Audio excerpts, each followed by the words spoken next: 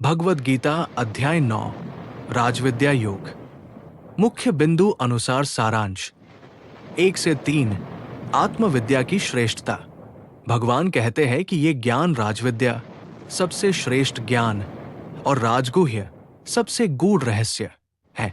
जो इसमें श्रद्धा नहीं रखते वे जन्म मरण के चक्र में फंसे रहते हैं। 4 से 6 भगवान का स्वरूप। संपूर्ण जगत भगवान की अव्यक्त सत्ता से व्याप्त है।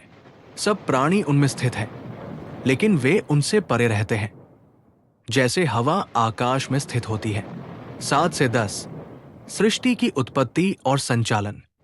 हर कल्पांत में सारे जीव भगवान की प्रकृति में लीन हो जाते हैं और फिर पुनः उसी से उत्पन्न होते हैं। ये सब प्रकृति भगवान की अधीनता में कार्य करती है, पर भगवान इन कर्मों से आसक्त नहीं होते। 11 से 15 दैवी और आसुरी स्वभाव वाले।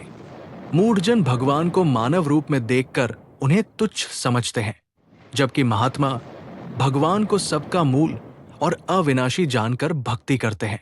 16 से 19 भगवान का वैश्विक रूप।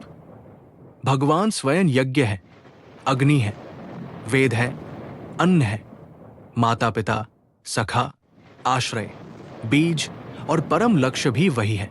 वे जीवन और मृत्यु दोनों हैं। 20 से 25 निष्काम और सकाम कर्म का फल।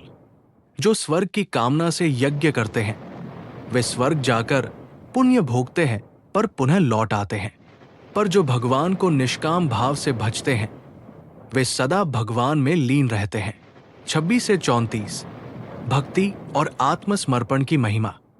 भगवान कहते हैं, जो भक्त मुझे प्रेम पूर्वक पत्र, पुष्प, फल या जल अर्पित करता है उसे मैं स्वीकार करता हूं। हर कार्य, भोजन, यज्ञ, दान और तप मुझे अर्पित करो। इससे कर्मों से मुक्त होकर तुम मुझे प्राप्त करोगे। भगवान सबके प्रति समान है, पर जो भक्ति से उन्हें पुकारते हैं वे उन्हें प्रिय हो जाते हैं। यहां तक कि जो पापी भी सच्चे हृदय से भगवान की भक्ति करता है वो भी शीघ्र ही पुण्यात्मा बनकर परम शांति को प्राप्त करता है। अंतिम उपदेश 9.34 मुझ में मन लगाओ, मेरी भक्ति करो, मुझे अर्पण करो, मुझे प्रणाम करो। ऐसा करके तुम निश्चित ही मुझे प्राप्त करोगे।